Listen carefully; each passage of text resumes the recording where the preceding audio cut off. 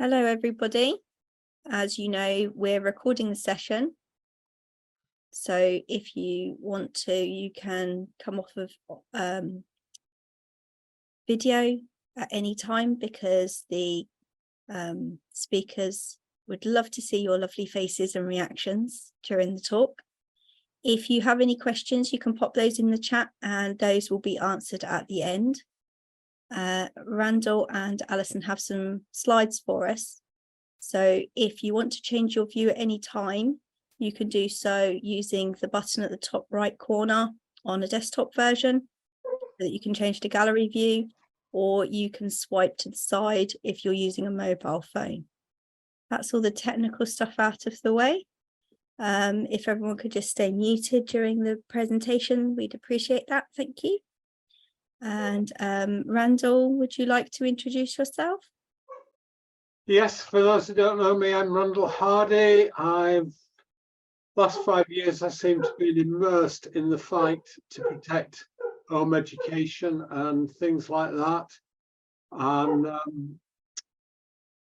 just over a year ago, along with Alison's and others, we formed the Primacy of Parents and Children in Education Association. And then we decided to do a report, which I'll tell you about in a minute, but that's what this session's about. Alison, it's your turn if you need to introduce yourself. Okay, for those of you who don't already know me, I'm an ex-home educator, been at it since 1999. Randall is also an ex-home educator, so we know what we talk about. We've probably got, I don't know, 50 years of experience between us, possibly more. And I'm the chair of the Centre for Personalised Education. We are a sort of academic-y type organisation. We look at alternative education, we support and research it, etc. We've been on a bit of a hiatus for the last couple of years because the plague happened. Although our work has continued, we've not been very visible necessarily.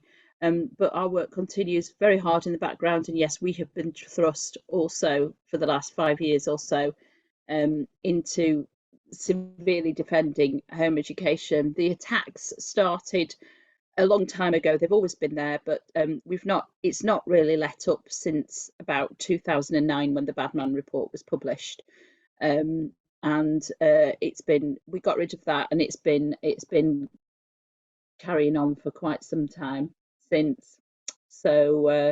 It's just got more intense, and there was another consultation published today, Randall. I don't know whether you're aware. Yeah, you told me about it, so that's how you are aware. Yeah, I told you about it, Alison. Yeah, come to my session tomorrow morning to find out more about that. Here we go. Right, shall I share the screen and just introduce the report? That would be lovely, Randall. Thank you for the introductions. That was very nice of you to do such a wonderful, elaborate introduction. That's fine. Yay, and I love that reaction. Yay, another one. I think that was in reference to the fact that they published the consultation. Yeah. Definitely the consultation. All right, I'll leave that to you, but I'll be working in the background for you there. That's fine. Okay, as you can see from the screen, I hope, we're here to talk about a report that was published last month called A Suitable Education for Every Child. This is a collaboration between the Centre for Self-Managed Learning, who are the lead publishing group, and the association, the Primacy of Parents and Children Education Association.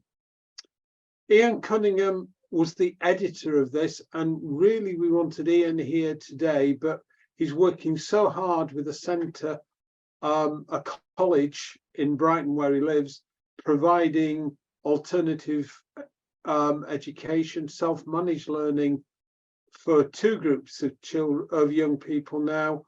He really is weighed out during the day, so as there's no evening sessions, we decided we'd rather present it and give Ian the credit. He's also about 80, no word of a lie, and working about 60 hours a week. So yeah, he is that age. Yes, he's very active, but he's really working hard and doing a brilliant job. We conceived the idea of this report because all of us were fed up of the negative narrative that goes out time and time again. And if you've watched or read the transcript from Tuesday's 10-minute rules bill, you will be well versed in the negative recycled rubbish that is often taught about home education. Those who contributed, besides Ian, myself and Mary, Alison, were Joanna Merritt and Harriet Patterson. But we're the ones here today. And with that, I'm going to hand over to Alison, I hope, to talk about what is a suitable education. Okay, so just very quickly, Joanna Merritt and Harriet Patterson are both full-time academics working in the field of education and with a specialism in home education alternative provision. Harriet is a specialist in learning to read, and if any of you ever have any issues about things like so-called reading age, go and read her book because it's really useful. Right, so a suitable education. What on earth is one of those? This is what we always talk about. Have you got the next slide, Randall? The next bit, that's it. So legally, a suitable education for every child is defined by the Education Act 1996, Section 7. You're probably all very aware of this, but just to reiterate, it's been altered a little bit in the last couple of years, by the way. So the duty of parents to secure an education of children of compulsory school age, the parent of every child of compulsory school age, that's between approximately 5 and 16, shall cause him to receive an efficient full-time education suitable to his age, aptitude and ability. We call that the 3 A's. And to any special needs in England or additional learning needs, because it's redefined now in Wales, same thing, he may have either by regular attendance at school or otherwise. Okay, so that's the legal thing. And what that really means, and I like to use Anne Charles's phrase. Anne always says that this is, she's a trustee with me of the Centre of Personalised Education, and she always says that a personalised education is what is due to every child. So a parent has a duty to provide a personalised education to every child. I don't think they get that in school, but we'll get onto that later. But that is what the law says, essentially. So if I can go to the next slide, please, Randall. Right, so for me, it's not just the legal definition of what suitable education is. We also have the moral side of things. So from the inside, we want our children to be good people. Going to school doesn't make a child a good person, okay? Education and upbringing. In Germany, there are 3 words for education. There's schooling, there's upbringing, and there's training, okay? So they don't have an overall word for education. They have schooling, upbringing, and training. So schooling would be your academic ABCs and 1, 2, 3s and the foundation. Your upbringing would be what the parents would do. And then the training would be your job related education. So the upbringing side of it, the morals and bringing your child up to be a good person, that's really important. That's the morality from the outside, it's from the inside. But yeah, Sandrine says, how can you cause someone to receive an education? It's old-fashioned language. It comes from the 1944 Butler Act. We just have to go with it. It's the old-fashioned legalese, if you will. There's a slightly different wording in Scotland, which is their 1980 Education Act. You might like to go and see that. But that says that the parents must provide an education, not cause a child to receive. I completely agree, but it's inherited, it's legacy language. So morally from the inside, I would say that from the inside, these children should be moral, ethical, good people. But from the outside, can you still hear me? Yeah. From the outside, we also need to make sure we have a moral obligation as parents to assist our children as far as possible to become fully functioning adults. Somebody said in my last session a few minutes ago, that means good mental health. It means doing something that they at least don't hate, possibly enjoy every day, or however often it needs to be done in order to earn some money, to be as independent as possible when it comes to things like that, but also just to be good people and happy and all the rest of it. The government's measure is not that measure.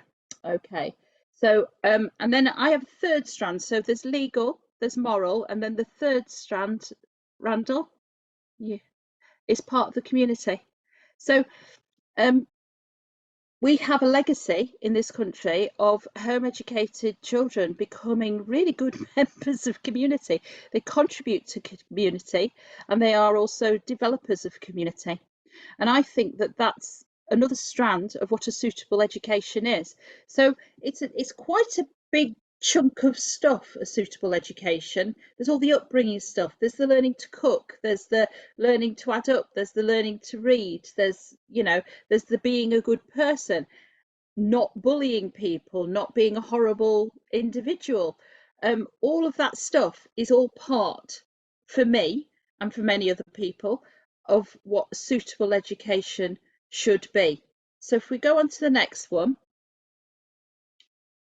So what a suitable education is not. So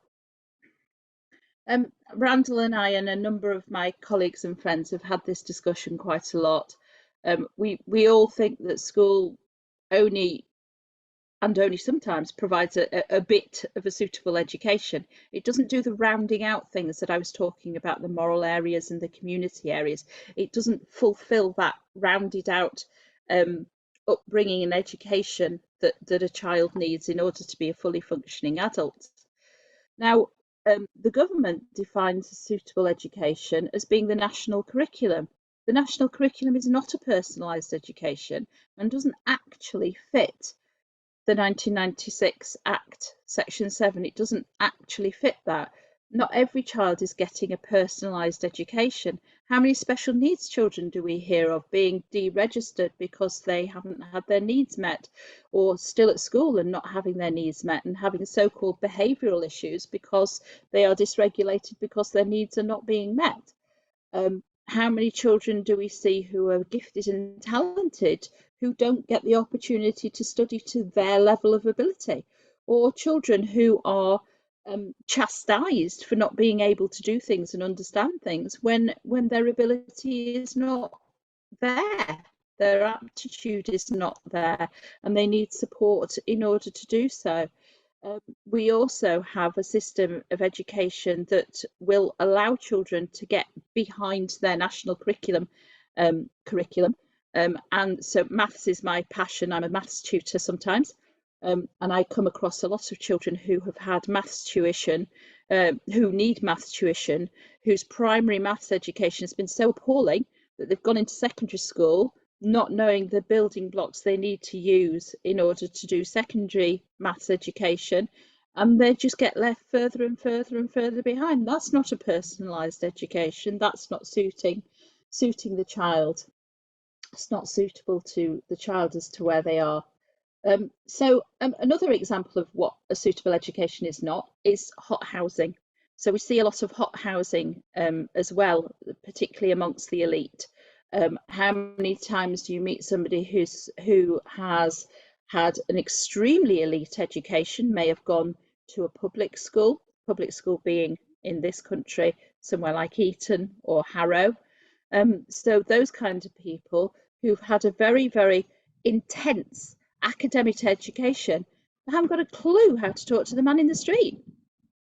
You know, does that mean they've had a suitable education, or does that mean they've had a partially suitable education? So there's lots of questions about what a suitable education should be, and what the government provides, in my opinion and the opinion of many others, is not a suitable education in the round. Okay, so moving on, Randall. There we go. Shall I take over here and go through this? Yeah. Excellent. Taking it back to the report, Alison's just given you a introduction to what is suitable education is not, but Ian, this is one of Ian's passions, and the second half of the first half of the report deals with home education and what it is. The second half of the report looks at the issues within schools, problems that comes from this unpersonalized education. And there's different sections. I'm just going to run through them very quickly. Summer-born children. The majority of children whose birthdays come on that just before the year change, who are the youngest in their classes, are observably disadvantaged by being the younger, just in that their skills are not developed. So there's a whole discussion of that. There's a discussion of what difference makes. Those can be all types of difference, racial, abilities, and so on. And that makes a difference to the outcomes of an unpersonalized education. The spill-off from difference is bullying. It's a big problem in school. It's one of the big drivers for parents withdrawing their children from school, that they are bullied by their peers. And schools don't seem motivated to address it. Why? Because you can't have a system like a school where you put children together in such numbers and ensure that bullying doesn't occur. It's got to happen. I was listening to a discussion on TV yesterday, I think it was, and they were saying, parents ought to make sure there's protections on their children's mobile phones so they can't be watching porn. And one person said, look, the reality is this: your child in school is as protected as the least protected child, because that phone that can see things will be viewed by many children. You can lock your child's phone, and it's the same. You can give your child a supplementary moral education. They will not go around bullying others, but society always have those who don't conform. Alison's mentioned the national curriculum, which is a subjective curriculum. That means it's not there because it's got good reason. It's just because it's what people think is good. And Ian often points out that actually there's a different national curriculum in England, in Wales, in Scotland, and in Northern Ireland. If the national curriculum was really the best curriculum, it wouldn't differ that much. Okay, in Wales, you might have the Welsh language added in, but the content, the core content would be similar. But these things differ. And what does that mean for the learning for some children? Another point that's made is that what is taught does not equal what is learned. That's going back to the point that was made in the chat, that how can you cause someone to learn something? You can't cause them. They are not a bucket and you've got to prise the lid off and pour knowledge into it. They are more a sponge, that when they are dry and they see something that they want to know about, they will absorb.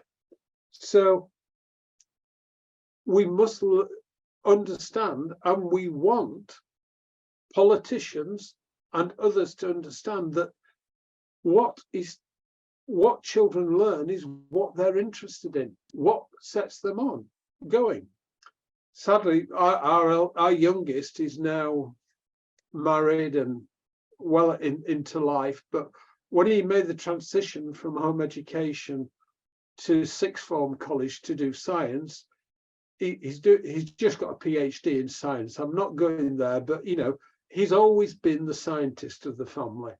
And he went to an open day at the local sixth form college, and after a science taster lesson, he said to the teacher who'd given that thing, he went up to speak to him. He said, look, I've got a problem. I've done no practical science. I'm home educated, so I've not had any access to labs. And the guy looked at him and said, don't worry, you'll be fine. It's the others who come from school who are demotivated from learning by the time they get here. So, you know, one advantage of the personalized education that comes through home education is it inspires children to learn, doesn't force feed them knowledge. Another section is on studying English is not the same as developing literacy. I don't know if you picked up the furor there's been this week about a stats test in primary schools that was apparently far too hard for the majority of children, and many of them in tears. Don't know why, but there's this idea that if a child can read or study English at least, then it's got a love of literature. No, it needs more. And on this slide, the last one at the bottom is the myth of a neat linear progression. And this is where we've got to watch out with what's happening about the state defining suitable education. That's happening in Wales much quicker at the moment than it is in England, but England won't be far along. That says a child should be making progress at that. And you see it. There's a phrase that is bandied about these days in relationship to sex education. It's age appropriate. What does that mean? It's a linear scale. Actually, all education needs to be child appropriate. Going back to Alison's definition, it's suitable to the child given their age, their aptitude and abilities.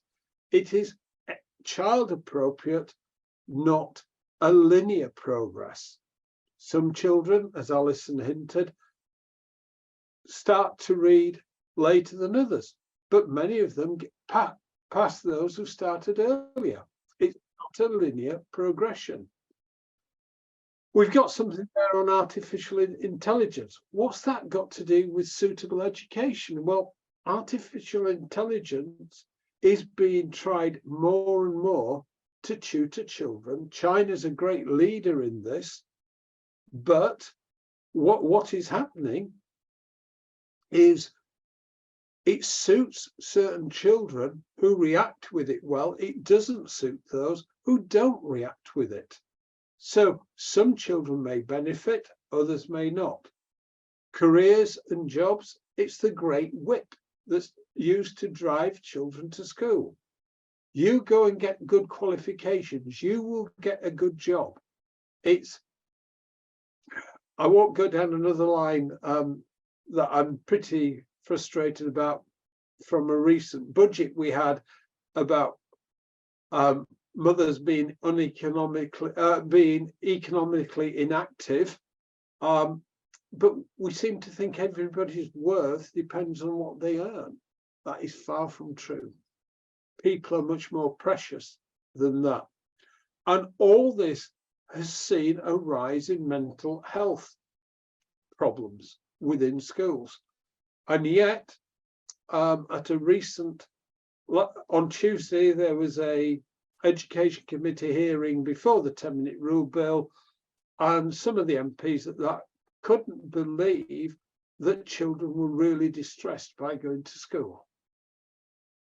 And yet mental health issues are increasing in schools, and I'm not going to speculate why, but they are doing, and it's stretching schools to a limit. So personalized, suitable education strengthens the mental health of children, doesn't damage it. And the last one takes us back to Alison's moral education, life satisfaction, and emotional well-being. You know, some of the world's richest people aren't satisfied with their lives.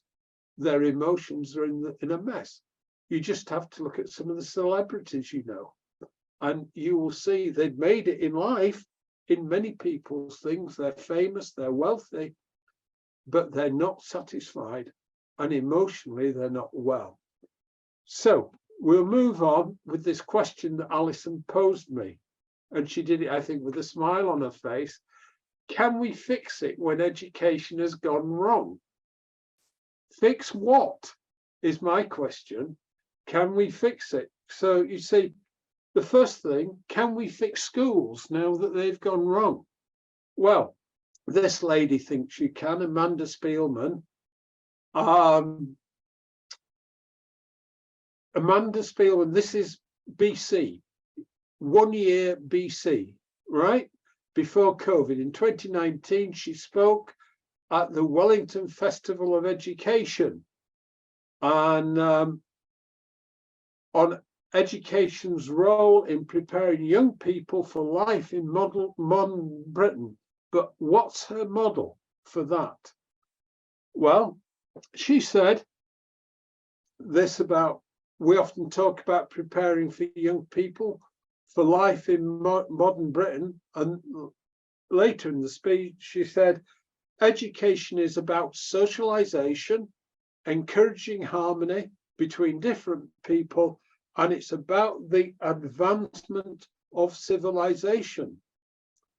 Now, notice where socialization comes there. I do point this out because most people, when they talk about socialization, means, do they have friends to play with? Can they play nicely with other people? Amanda Spielman means something different, because she then immediately said that education pioneers across the world knew this as they began to formalize state education systems. So what type of socialization is she talking about? What type of harmony? What type of advancement of civilizations? The founders of the common school movement in the United States in the 19th century wanted to mold fine, upstanding citizens of the Republic as much as they wanted to instill knowledge and a habit of reading and learning. When people list things, they always put what they think is most important first. Amanda Spielman is not unusual in that she believes that the role of education is to produce the citizens in the mold that the state wants them. It's called indoctrination. That's always been the purpose of schools. Some of the early schools were set up by the Roman Catholic Church, run by the Jesuits, and I'm sure you all know the phrase that's often attributed to them. It's not actually originally theirs, but they made good use of it. Give me a child until he is 7 and I will show you the man. And school education has been that and is still that, which is why there is now a movement in this country and other countries to marginalize the influence of parents. And it's been going on for a while. And the last group standing against that is home educators. And that is why we're under so much pressure. They do not want us to bring up our children to be free thinkers, to have opinions of their own, to think outside the box, because the desire is, amongst educationalists, they think it will be better for the country, it will be a lot worse, they think it will be a lot better for the world, it will be atrocious. They want people who all think alike and do what they are told. So that's Amanda Spielman's view of what would fix education. Get everybody to be into this one-size-fits-all mold. Our suggestion, and Mary put these words into my mind this morning.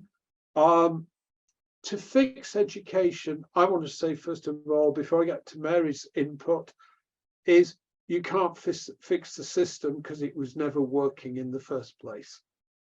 But what you can do is make education a far better experience for young people. And we want to propose our 3 pillars of a suitable education. And I think Alison's touched on these, but this is a different way of putting it. They are relational. Education needs to be relational. A teacher in school cannot relate properly to 30 children who are essentially other people's children. They are other people's children. They do not relate in a family manner. They can't do it. It is a job situation. But parents can raise their children based on their knowledge of their relationships with that child. There's a level of intuition there that can't be anywhere else. I'm not saying every parent does it, because sadly, we've seen a rise in the number of parents who haven't been prepared for parenthood in our societies. But motivated parents can do that. It has to be relevant to the age in which they live. I'm not going to go in to say that, you know, our children are spread out over a number of years, and we saw a difference in what we were having to teach them, the older ones and the younger ones. There was a change in society. We didn't have to teach the old ones about how to use a smartphone or anything like that, because they weren't even invented then. One of our children challenged me what type of computer I had when I was his age. And I only satisfied him when I told him there was an old mechanical adding machine at grandparents' house, and that was my computer. You see, things change, so we have to teach them for modern life. But not just that, we also have to teach them according to their interests. A child whose interests are in one area will learn much better when they're learning about their interests. Some kids love maths. The one I've told you who's went to the sixth form college, he always wanted to be an inventor. He was that type of child. His sister, one of his sisters, never wanted to be an inventor. How do you equip them? Right?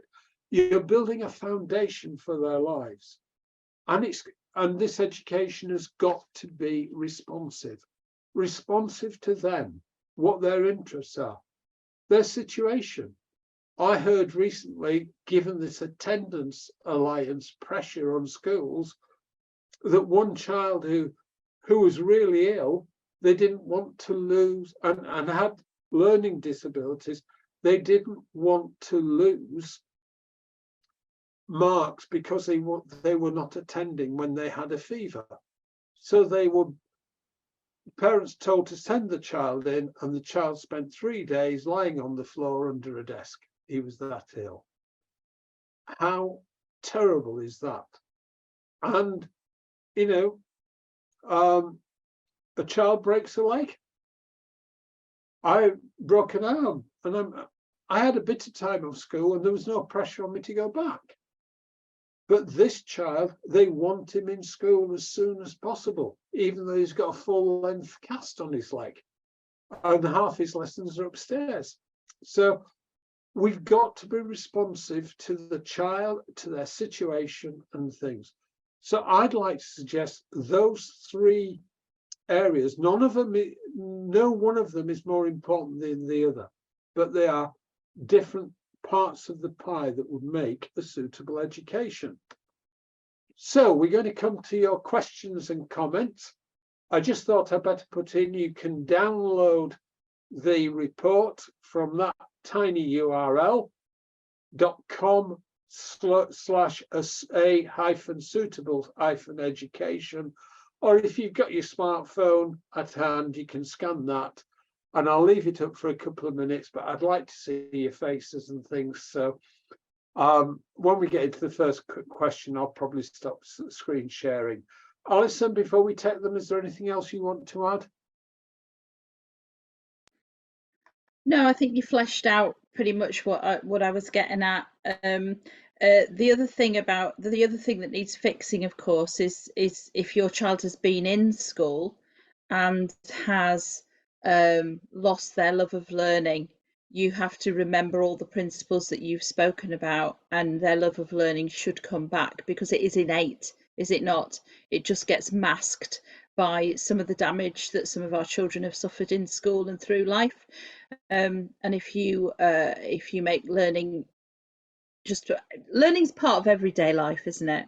I love learning things. I had an interview with somebody yesterday, and they said to me, I told them that I was a polymath and I have a lot of expertise in different things. And he said, "What's the most interesting fact you've learned today?" I said, "Well, the most interesting fact I've told somebody today is that most of us have eyelash mites and they keep us healthy and they are a symbiotic organism." And I creeped out all my girl guides with that. Learning's fantastic. I've loved learning about that. I thought that was amazing, you know? And if you can get that wonder and that curiosity back in your children, you've done it. You've done a good job. Get that curiosity back that they had when they were 2 and they went, why every 5 seconds, then you've done it. You've done it. Okay, I'll shut up now. Well, I'll finish it. I've stopped screen sharing. You can unspotlight us if you want, Amy. But I'll come up with another one that goes with your story of the mites. I was with a guy who's a scientist, and he'd given a talk to a bunch of school children, and the questions came up and none of them had questions. They were that unmotivated. So the teacher said, "What's the most difficult question you've ever been asked?" And I think he did it a bit tongue-in-cheek, but he did it to make a point.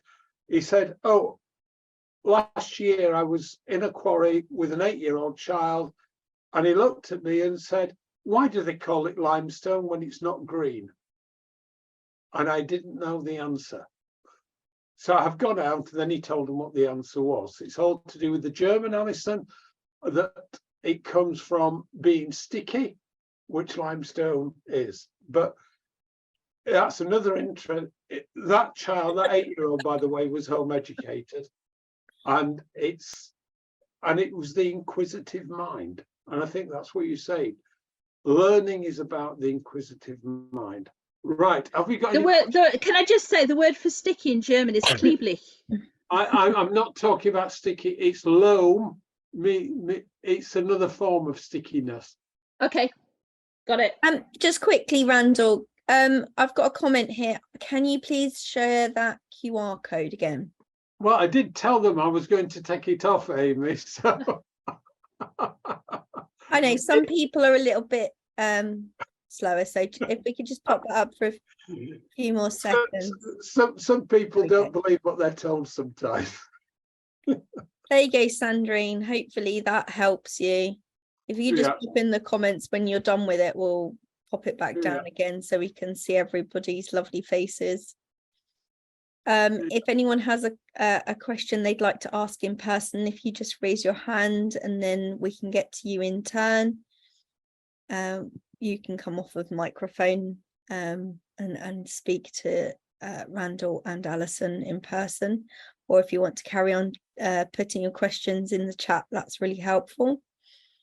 Lots of comments there on what you've been saying from people. Husband worked in software for 30 years, 13 patients to his name, redundant now, there's a recession in the tech industry. He's having to do a master's in AI to get back into the job market in his sector. It's a really lifelong learning process. You need to equip them with. Matthew Harris has had to go. Bye, Matthew. Lots of good, strong comments there of thanks for such a good session there. Yeah, Sandrine's a slow learner, so we just need to make sure that we're catering for those that are a little bit slower to get that QR code. Ruth's asked, how is the report being used? Do you need to share it anywhere to get the word out? The answer is the press showed absolutely no interest in it. We did a lot of work to try and get it out there. What I'd like to encourage people to do is have a look at it. I'm afraid there's not a digest, and use it, share it with your MP, share it with anybody you're talking about education. We really need people to share it. That's the way we will try and give it some more headline in the near future with everything that's going on. It needs to be out there, it needs to be challenged, but at this stage we are down to the home educating foot soldiers to have a look at it, be inspired, to pass it on. And I keep telling people, not just to your MPs, try passing it on to local councillors, especially if they've got an interest in education, because if they read it and get it, they will talk to your MP in a way that you can never do. And they can talk within their political parties. So your local councillors should not be ignored. Share it with other people. Share it with your friends. Alison, any other places? Any other questions from? Well, I think it just needs sharing everywhere. It just needs to be blasted across everywhere. And if you do know anybody who's some kind of press officer or something like that, that would be really great.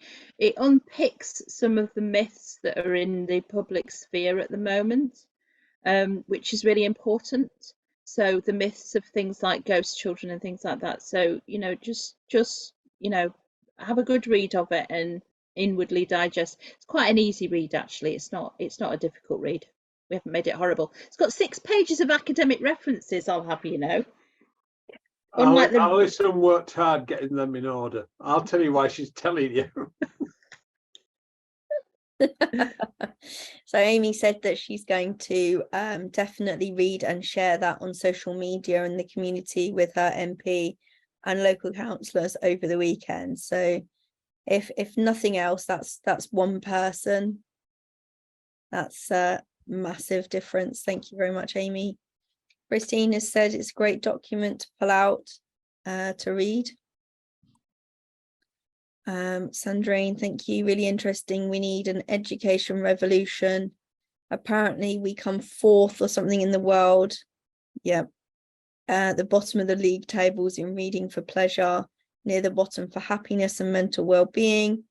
They should have a national curriculum in kindness, mental health, happiness, care for the environment and society. Yes, she'll also read and share. Yeah, we have the unhappiest children in Europe. That's something to be proud of, isn't it?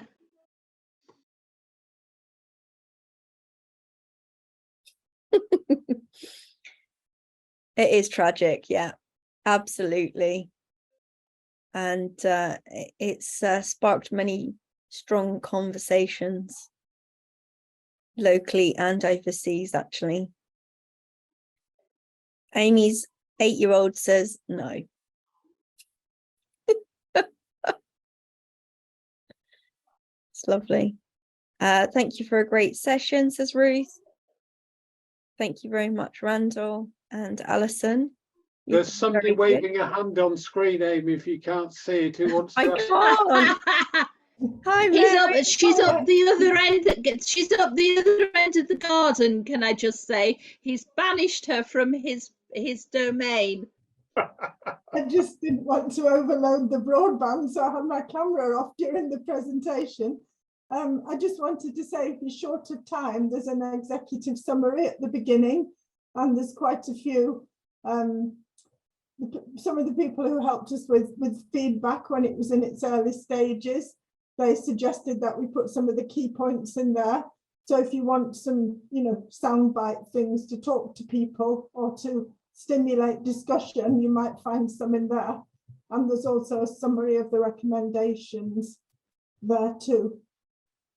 At the end, there's a long list of what was wrong with the schools bill and why registers aren't a good idea. So it's quite a wide-ranging document. We'll answer some questions or maybe provide something for food for discussion. Alison, do you want to PM me a link to that, and I will put that in the Facebook community thread for this discussion so that people can pick up on A link to the as well. report. Yeah, Link to the please. report. Yeah. I can email it to you if you want. That'd be good, Randall. If you would do that, that'd be great. Yeah, I'll put it in the chat now. That's the easiest. Oh, there's a good idea. Thank you. And then everybody can get it if they haven't got a smartphone and they don't know how to press the button. And let me put it in the chat.